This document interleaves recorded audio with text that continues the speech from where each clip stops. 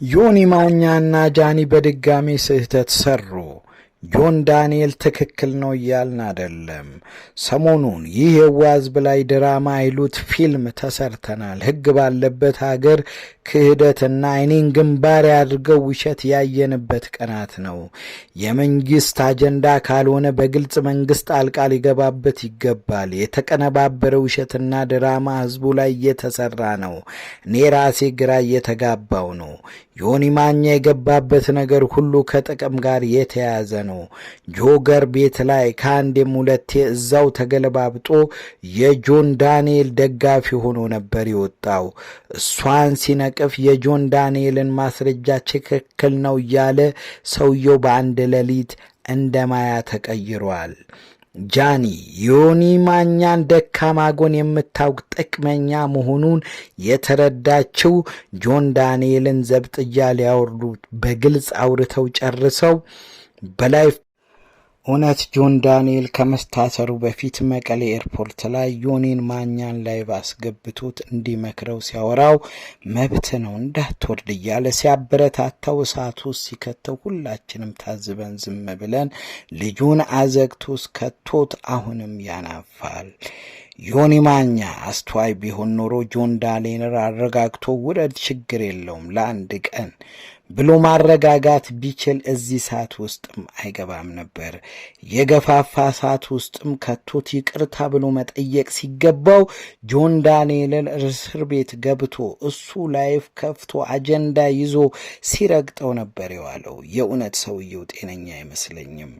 ያንን ባለማድረጉ ሊጸጽተው ሲገባ በዛን ዕለት ጥፋቱ 1 ዓመት ከ4 ወር ጊዜውን አባክኖበታል። ያ ጉዳት ሳይድን አሁንም እየዛተ ዘብጥያ እንደማያወርደው ላይቭ ከፍቶ ጃኒን አስቀምጦ ዘራፍ ሲሉ ነበር የዋሉት።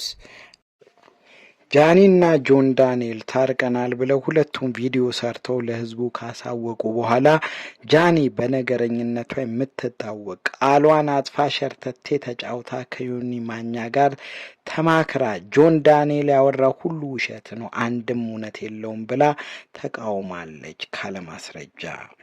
ጆን ዳንኤል በእናቱ በልጁ ሙሉ ከ100,000 በላይ የተከታተሉትን ህዝብ በውሸት ቤተሰቡን ህዝቡንም ከሸወደ ካሁን በኋላ ማንንም የሚያምነው የለም። ለዚህ ነው ትክክለኛውን የሆነውን መልስ ሊሰጥ ይገባል። ታርቀናል ተብሎ ጃኒን አስቀምጠው የጆን ዳንኤልን ቤተሰብ ክብራቸውን ዝቅ በማድረግ የተሳደቡት ተሳዳቢዎች ጆን ዳንኤል ዝም ሊላቸው አይገባም። በቁሙ ሞቷል ወይም ህዝቡ ላይ ቁማር እየተጫወተ ነው። የጃኒ ውሸት በግልጽ ያየናቸው ጆን ዳንኤል እየደበደበኝ ሰውነቴን እየቆራረጠ ያሰቃየኝ ነበር ብላ በሰራችው ቪዲዮ አሁን ግን ለዮኒ ማኛ ከላይ ከተሰበረው መስታወት ነው የቆረጠኝ ብላ ጆን ዳንኤልን ነጻ አውጥታ የሷን ውሸት አስፍተዋለች። ጆን ዳንኤል እንዲጠራልን የምንፈልገው 1 ሚሊዮን አምና አንዳንድ ይመልሽለታለሁ አንዴ በተቸገረ ጊዜ የምሰጠው ብር ስለነበረ እሱን ተካክሷል። ደሞ ወሰደች ብሎ ያወራል እንዴ ብላ ሙድ ያዘችበት። ይሄንንም አጥራለን። ሌላው የተለቀቀው ድምጽ ጆን የእሱ አይደለም ነው። ይሄንንም አጥራለን። ብቻዋን ቤት መታ ግራውንድ ውስጥ ብቻችንን አውርተን ነበር ብለሃል። እሷ ደግሞ ውክልናን በተመለከተ ከአዶናይ ወንድም ጋር ሆነን ነው ያናገር ነው አለች። ማንን እንመን? በአንድ ሌሊት እንዴት ታረቃችሁ? ይቅርታ ተጠያየቃችሁ? በአደባባይ አንተን ከሚጠላ ሰው ጋር ዘብጥያ ስለመውረድ የማስፈራሪያ ዛቻ መነጋገሩ ይሄ ነገር ድራማ ነው? ዮኒ ማኛ በሆዱ ያደረ ስለሆነ ስደብልኝ ተብሎ ብር ይሰጠውና ልቡ እስከሚጠፋ ሰድቦ የህዝቡን ልብ አቁስላችሁ ሙድ መያዣችሁ ይሄ ነው? መንግስት ነገሩን ጣልቃ ገብቶ ሁለታችሁንም አስሮ የማጥሪያ ስራ መስራት አለበት። እኔ ከጃኒ ይልቅ የጆን ዳንኤል ደጋፊ ነበርኩ። ከ100,000 በላይ ህዝብ ተሰብስቦ ህዝቡን አክብሮ መጥቶ በእናቱ በልጁ ምሎ የፎቶና የድምፅ ማስረጃ አቅርቦ ሄዷል። ሁሉም አክብረውታል።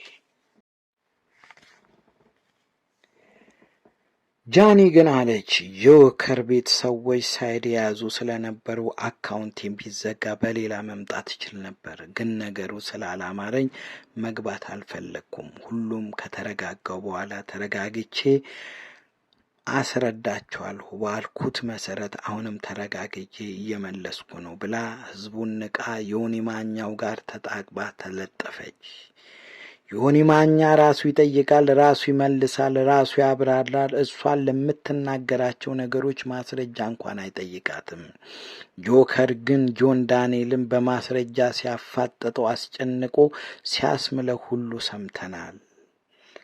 ሌላው ጆን ዳንኤል አካውንቱን ያዘጋብኝ እሱ ነው ብላ ለዮኒ ማኛ ግን እሱ ሊሆን ይችላል ብሎ ገምቼ ነው፣ ስሜታዊ ስለሆንኩ ነው፣ በፊትም ያዘጋብኝ ነበረ፣ እሱ ሲታሰር ግን ተዘግቶብኝ አያውቅም ማለቷ ለጃኒ አካውንት ብላችሁ መንግስት ጆን ዳንኤልን እሰሩልኝ እያለች ነው።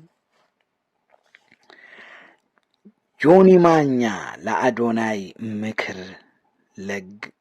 ለግሶታል። ዮኒ ማኛ አደራ በዚህ ሰዓትም ካጠገቧ ሁን፣ አትለይ፣ አበረታታት። ሌላው ህዝብም ለአዶናይ የሰጠውን ምክር እግዚአብሔር ይወድሃል፣ የማይንቀው የማንቂያ ደውል ነው። እሷ ለአንተ አትመጥንም። ዛሬ ደስተኛ ልታረግ ትችላለች፣ ነገ በእርግጠኝነት ጥላ ልብህን አድመታ ትሄዳለች ያሉትም አሉ። ሌላው ጃኒ ፕሊስ አዶናይን ራቂ፣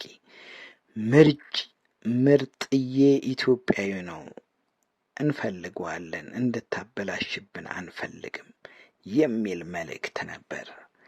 እናመሰግናለን። እንግዲህ ፕሮግራማችንን በዚህ ተቋይቷል። ከወደዳችሁት ሰብስክራይብ፣ ላይክ፣ ኮሜንት ጻፉልን፣ ክበሩልን።